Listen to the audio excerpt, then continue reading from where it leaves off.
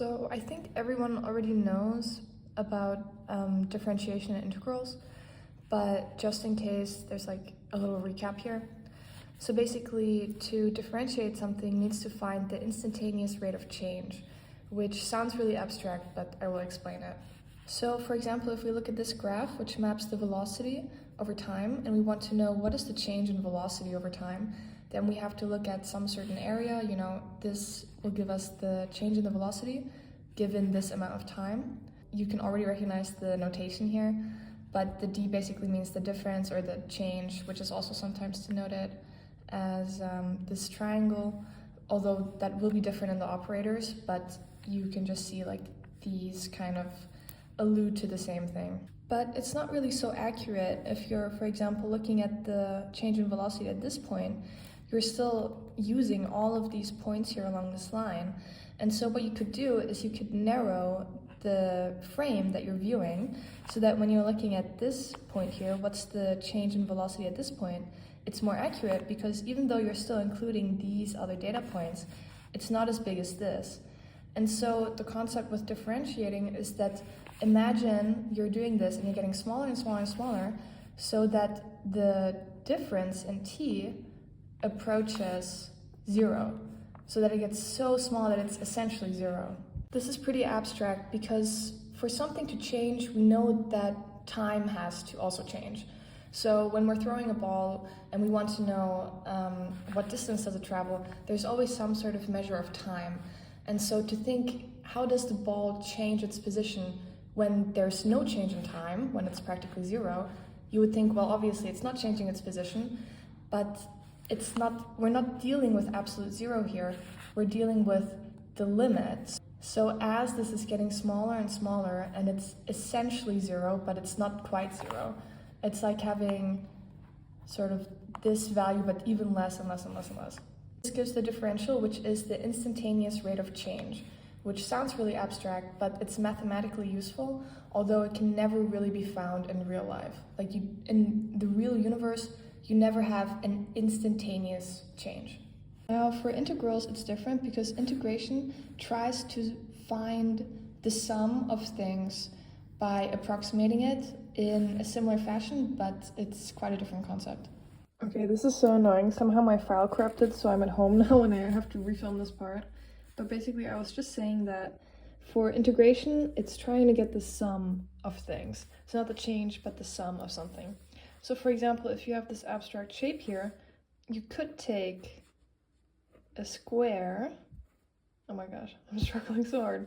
You could take a square and you could find the area of the square, and this sort of approximates the whole area of the abstract shape.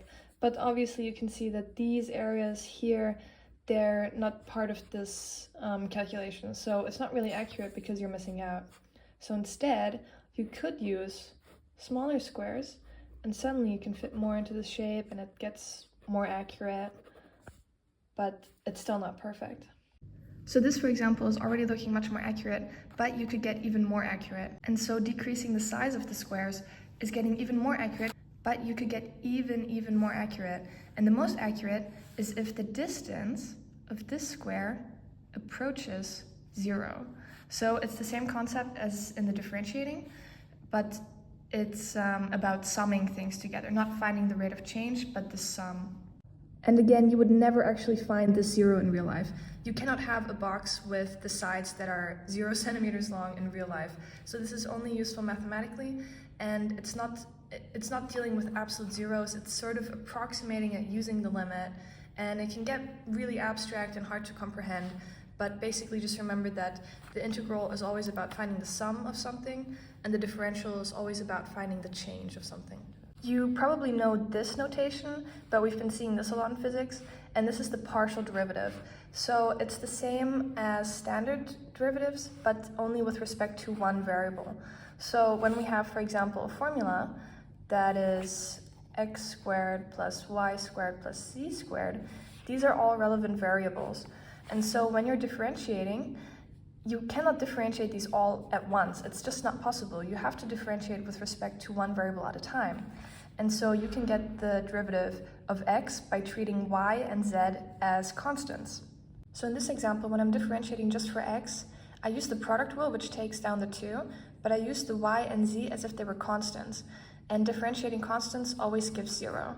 Or in this example, if I have a formula for x and y, then to differentiate just for x would mean I use the product rule to bring down the 2, and I multiply it by y because we're pretending it's a constant, so it just remains unaltered.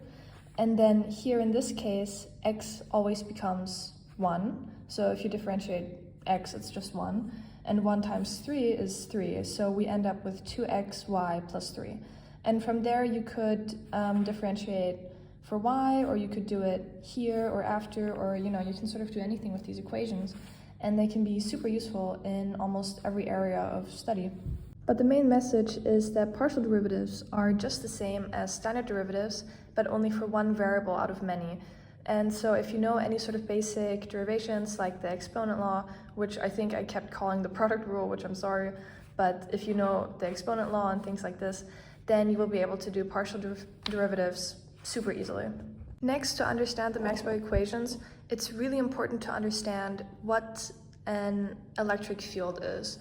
And to understand that, you probably also have to understand Coulomb's force and things like that in basic electrostatics.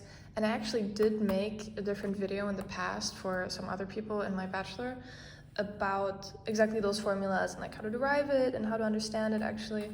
And so I think I'm just gonna link it here because I would just say the same thing. But yeah, so to really understand it, you have to just understand the concept of the electric field, which is not that hard. I think we all kind of already know it. To really understand what the lambda operator does, you have to have some sort of basic grasp of linear algebra. And I used to be a linear algebra tutor, so I'm really passionate about this and I love this topic, but I'm pretty sure it's not going to be on the exam. So I would say probably don't learn this, but if you're kind of interested in it, then keep watching because I'm just going to explain it now. But just to recap, in linear algebra you have linear equations and you can use matrices to represent those equations. So for example here, this column represents x, y, and z, and I just put the constants, the scalars, onto each column. And these matrices are super useful because you can do all sorts of different things with them and move them around and manipulate them to get to mathematically adjust these formulas. For example, one thing you can do with this is find the determinant. The determinant is a calculation using matrices, which describes how the area created by these vectors changes over time. So it's like a field is created by these sets of vectors. Like for example, if you have something like this, then we have this area here, and this may change over time. And so the determinant is used to figure out how this change occurs, in what way, if it gets larger, smaller, if it flips around the axes, things like that. To find the determinant of a 2x2 matrix, you use this formula, and it's a little bit longer for a 3x3 matrix. Now, you will find when it comes to the lambda operator, it's often defined using this 3x3 matrix, and the values in here, they don't have a specific meaning. They're not derived from linear equations, rather, they use this formula. So when you use this formula onto this matrix, you will get the mathematical definition of curl. So this is basically just a set of ingredients, and these are the instructions. And when you apply this operation onto these factors, you will get the actual curl formula. If we imagine there's a vector field F, which kind of looks like this, and it's comprised of x, y, and z vectors, then we can create this matrix where here we have the unit vectors for x, y, and z. And unit vectors, they just denote direction. They have no magnitude. They're just ideas about the direction of something. And in the next row, we can put the operation. So what exactly we're going to do, where we will do it, what we will do, and lastly, who we will do it to, which is these vector fields that comprise the larger field. It's all very abstract, but it basically gives us where, what, and who in the same way as something like this. So tomorrow, say hello to Michael, and when we apply this formula onto it, we will get exactly what to do. You can try to prove this by yourself, but when we apply the determinant formula onto this matrix, we will end up with this formula. Here's just a little example of when I worked out the determinant, And keep in mind that you will get another matrix here, a 2x2 matrix, where you will have to use the 2x2 determinant formula again, and you just have to go through it until you get the final formula. And this looks really scary, but again, this actually makes so much sense. And I'm just going to start off with telling you that this factor here is called the x component, this is called the y component, and this is called the z component. When you remember that this is the partial derivative, which just indicates change, you will see that this basically says the change in f of z over the change in y. So if we have, for example, a graph that's like this, where we have y and z, and let's say x is coming out towards us, then this says, okay, what is the change in our field of z as y is changing? If we assume that, for example, this is the same rate of change, then it would be 0. So if we draw a linear thing here, okay, this is not x, x is kind of coming out, but if we assume this is this factor here, then you can see that the change of our field z, so z changing, is the same as how y is changing. They're both changing at the same rate. If this gains 1, then this gains 1. But if, for example, the change in y was greater than the change in z, you would see a different graph, where here you can see that this distance, so the change in y, is bigger than this distance, the change in z. So instead of being perfectly linear, it would be a little bit different. You know, the vector would be going at an angle that's not perfectly symmetric. So just to summarize, this factor here measures the change in the vector field that spans z over the change in y. So how is the vector field z changing as y changes? If they change the same amount, it's perfectly linear and symmetrical, but if there is some sort of difference, then you will not get a value of 1 anymore, but above or below 1, and you will get some sort of angle where the vector is coming out of. And you might say, oh, okay, I already see the curl because it's kind of going around x, but it's not really, you know, it could be going straight. And that's where we have to identify the other variables that we have, so x, y, and z. And so that's why we use this following component here, which is the change in our vector field y over z, which is the same as this but flipped. For example, if the vector field of y changes less than z, then we would have a resulting vector that's kind of like coming out at this other angle.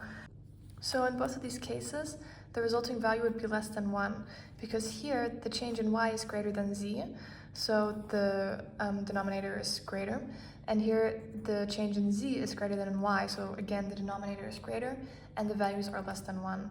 Now if we look at this formula, we will see that we have this component and this component is subtracted from it.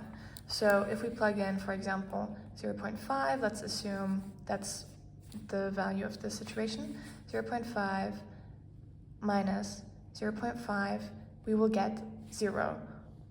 This shows us that these two vectors cancel out if they're equal and opposite, and we will get no divergence in the end. We will just get the neutral direction. So we will not get curl because there's no angle. So anytime these two components are the same, they will cancel out and there will be no curl. And so you might be wondering, okay, these are very different, so how can these both exist at the same time? And that's because we're not just looking at the change in y over z, but we're looking at the change of the vector field y over z, or the vector field z over y. And so that's because you have these vectors that are going out into space, and the way that they change in the different dimensions, that could be very different. So like, it's hard to explain, but if you just try to picture some sort of 2D plane with one vector going through it, then this vector could be coming out like this, but if you move it, it could be going out like this as well. So because it's three-dimensional space, so it could be going out at very unique orientations. So even if it might be in one 2D space coming out like that, it could be coming out at a completely different angle in the x direction. Because remember that the vector field of z and the vector field of y, they're different fields, they're different things. They are independent from each other. They just confine some sort of larger field F in space. They're like the boundaries, they determine the boundaries. And so they are not the x and y axes, but they are the vector fields, which is so abstract, but if you try to really think about it in a 3D space in your head, and I really hope you don't have aphantasia, but if you can do it, then it could really make a lot of sense to you. But if we try to imagine what kind of scenario can we create where we get a lot of curl, so where the x component is positive, then this component here must be positive, so z must be greater than y, or it must be as large as possible. And this factor here should be as small as possible. So z should be a lot larger than y. So in both situations, z is larger than y. And so you can see this sort of curve satisfies that requirement, and it continually satisfies that because as this is curving around, as it's curving around the x-axis, z will always be larger than y. And so we will always have a positive value of this component. And so now you can understand that this piece here is basically saying, what is the rotation around x? Because only when there occurs rotation around the x-axis, which is protruding out here, will you satisfy the condition that the change in z is larger than y. And it could also be in the negative, where you could have the reverse direction of rotation, but it has to be these specific conditions to allow the formula to prove that there's rotation, that there is curl. And so you do basically the exact same thing for the y and the z component, because when you're working in this three-dimensional space, you don't just have curl in one area, but you can also have it in the other, and in the third dimension all at the same time, like a really weird orb that's sort of morphing around. And so these components tell you the curl in the x direction, and in the y direction, and in the z direction. And so this is the whole description of the curl. And the crazy part is that curl is the hardest to conceptually understand. So if you understood curl so far, or just sort of understood 70% of it, then it's going to be so much easier for you to understand divergence and gradient. This is the formula for divergence, and you should be able to immediately see that this is so much easier than the curl, because you don't have to understand the sort of rotation mechanic of these vector fields. And so this basically just shows that the divergence of this vector field f depends on how much it changes over x, y, and z. So if we have here x, y, and z coming out at us, then the divergence, the out and inflow of this field, just determines how much x, y, and z are changing. So, how much are they changing in all of these directions? If it's 0, then there's no such flow, and if it's positive, there is flow. If it's negative, there's inflow. It's super easy to understand. Lastly, understanding the gradient is also super easy. So imagine you have this field here, which are all scalars. So there's no direction, it's just 1, 2, 1, 2, 3, 2, etc. But you can see that it's getting larger here in the middle and a little bit around this area. If you take the divergence, which I did a typo here, there shouldn't be a dot, it should just be lambda times f. If you take the gradient of this field, you will get a vector field which always points to the highest area. And so here you can see we're going from a scalar field to a vector field with direction. And then if you apply the divergence, you will return back to a scalar field that does not contain any direction, because it's only giving you a value of where things are going in or going out of. So very important, gradient only works on scalars and produces vectors.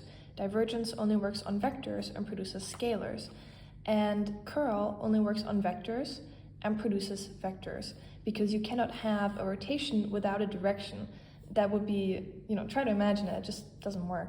That's also why these fundamental identities are true, because you cannot have curl of a gradient.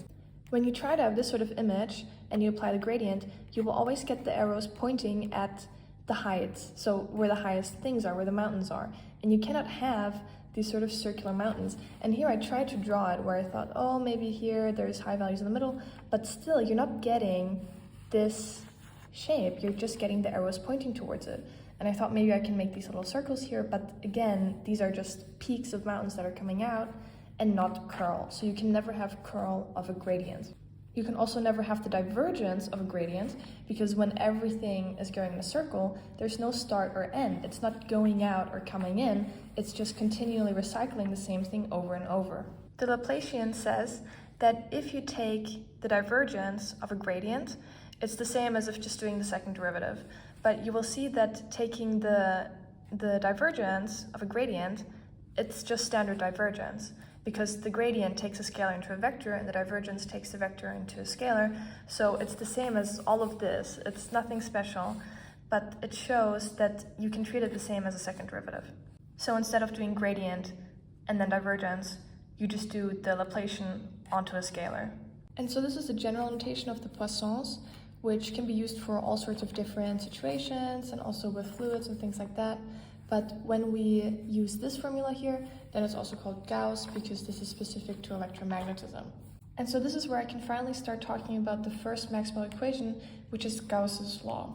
So let's imagine you have a scalar field of different electrical potentials that are caused by the electric field. And you know, charges always want to go from higher potential to lower potential to reduce their total energy.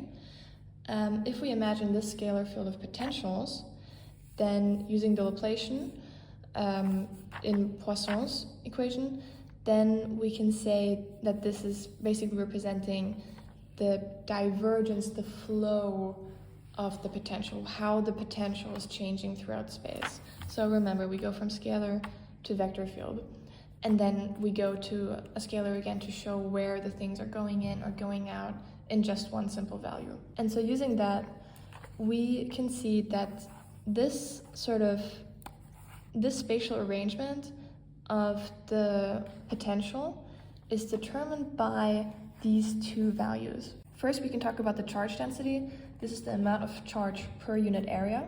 And so it makes sense naturally that there is a greater flow of potential energy when there is more charges involved. So it's basically like this value. If this is greater, then there is a larger gradient, because obviously, I mean, it's a higher mountain, so there's more potential to be lost. So the scalar field has a higher value here, which creates stronger vectors in the vector field, which creates a greater value in the divergence scalar. And so naturally, the flow and this value is greater when the charge density is greater. But this is also limited by the permittivity of free space, given by epsilon 0. And so this basically states how much does the space resist the electric field. And so we know that the potential values of the scalar are determined by the electric field. And so if the space that it's in is resisting the electric field, it's resisting the changes in potential, it's resisting this, it's basically shaving off tops of the mountain. The flow of the electric field, because these formulas are interchangeable, is hindered by the permittivity. If this value is greater, it means space is resisting the electric field more, which is hampering the mountains and it's hampering the potentials in the electric fields. The reason this is negative is just for conceptual purposes, because the divergence of the gradient of the potentials is the divergence of the electric field, because the electric field it shows the vectors, the vector field of the potentials. So using Poisson's, the Laplacian of the potentials is the same as the divergence of the electric field. It's negative because the electric field always points to lower areas, so it goes from the mountains out to the lower areas because things want to reduce their potential energy. But we know that the gradient always points to higher areas, so it's to convert that. So instead of pointing inward, they would point out, which is how the electric field points out, which is just because we agreed to do it like that. And so that's why this value is negative, because we already have a negative sort of embedded in the formula. And so if our charge is positive, it means that the field lines will be coming out. So remember, positive charges, we draw field lines coming out of them. Negative, we draw field lines coming in. And so that's why this is negative, to cancel out this negative here. That when we have a positive charge, we can actually have the field lines coming out. The other Gauss law that we have is super easy. It basically shows that you cannot have magnetic monopoles. So magnetic field lines, they're always circular. You cannot have any divergence. They don't start and end somewhere. They don't come out. They only rotate. And that's just a natural property of how magnetic fields work. This is just nature. And it's kind of proven also by the other formulas, but it's hard to derive these because I know at least this one was found empirically through research and not integrated, like it wasn't taken out of something else. So this is sort of just a descriptor of reality without inferring it theoretically. Ampere first found this correlation naturally through research, not through deriving it. And this basically shows that the curl of the magnetic field, which, because magnetic fields can only exist as a curl, also kind of shows the existence or the strength of the magnetic field, is influenced by these two factors. This factor, don't confuse it with permittivity, which is this value. This is not permittivity, this is permeability. So whereas permittivity indicates how much an environment resists the electric field, the permeability indicates how much a certain environment allows for the magnetic field. So if this is greater, then the magnetic field is greater because the environment is more supportive of the field. And naturally, because the magnetic field is only created by moving charges, the current density is a factor as well. So if there is greater current, then there's a greater magnetic field. But actually, this formula is incomplete, which is why Maxwell is sort of known for this formula as well, because he went in there and he said, hey, actually there's something missing. He found out that the magnetic field cannot just be created by a current, but also by a changing electric field. And it's kind of intuitive to understand this because moving currents are creating changing electric fields, but they don't always have to, because if you have a current where, like if you have a space where the same amount of current is going in that's going out, it's almost like stationary. If you imagine if you were moving with it, it wouldn't look like anything is changing. There wouldn't be a change of the electric field.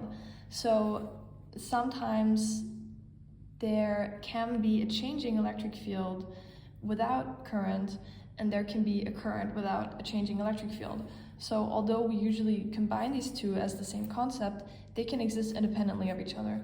Another example is also photons, because they're actually electromagnetic waves, and sometimes we view them as particles, but they don't have to be. So again, there can be a changing electric field without a current. And because we have an electric field, this factor, the permittivity, is important again because it modulates how much of this electric field is allowed to spread or exist in space. So in conclusion, this formula basically just states that the strength or the existence or the curl of the magnetic field is dependent on the amount of current going somewhere, or it's dependent on the changes in the electric field. And that's modulated by these factors, which influence how these fields interact with space. Lastly, there's Faraday's law, and this is also hard to explain mathematically because it also wasn't derived mathematically. It was discovered, again, empirically. Faraday was pushing some magnet through a coil, and he noticed that a current was forming, so he concluded that a changing magnetic field induced a changing electric field, which then pushed the electrons through the wire. So it's like, I don't even really know how to derive it mathematically, but I know that's also what Maxwell did later, which is why he could put his name on all these formulas. But essentially, I think it's just important to understand the concept of these formulas. Yeah, basically just a changing electric field creates a magnetic field, and a changing magnetic field creates a changing electric field. So they're kind of two sides of the same coin. And it goes actually much further than this, because magnetism is actually just the electric field, and there's this theory about relativistic, the relativistic dilation of space-time that is creating the magnetic force through moving charges, but it's also contested, so it's kind of crazy stuff that's going on, and I don't know why we're learning this, but it's super cool. And if you just conceptually understand what these components are and what they mean and what real-world phenomena they relate to, I think that's more than enough for the exam, because there's no way he's going to expect us to use this math or derive it in some way or another. So in conclusion, gradient turns a scalar field into a vector field, and from there you can use the divergence to find the out or inflow, or you can use the curl to find how much the field twists. And then these are the four Maxwell equations, where here it explains that An electric field has an out or inflow depending on how many charges there are and how space allows it to move. And it rotates based on changes in magnetic fields. A magnetic field can never not rotate, it always has to rotate, which means that it cannot come out or go in somewhere. And lastly, the magnetic field is dependent on the current that is going somewhere or changes in an electric field, which again are modulated by the environmental factors.